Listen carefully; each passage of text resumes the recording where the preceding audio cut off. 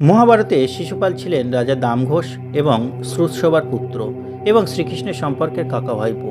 শিশুপাল যখন জন্মগ্রহণ করেন তখন তিনি 3টি চোখ এবং 4টি বাহুযুক্ত একটি রাক্ষসরূপী শিশু ছিলেন।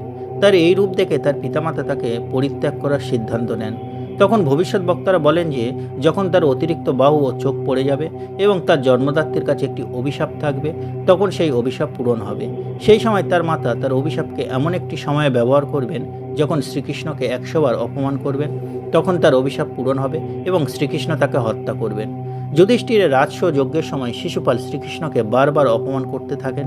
তখন তিনি 100 বার অপমানের পর তার মাতা শ্রীকৃষ্ণের কাছে তার অভিশাপ পূরণের জন্য অনুরোধ করেন।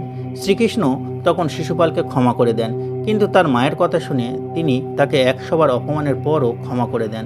কিন্তু যখন শিশুপাল আবারও শ্রীকৃষ্ণকে অপমান করেন, তখন তিনি তার 101তম পাপ করেন। শ্রীকৃষ্ণ তখন সুদর্শন চক্র ছেড়ে ঘটনাস্থলে তাকে হত্যা করে।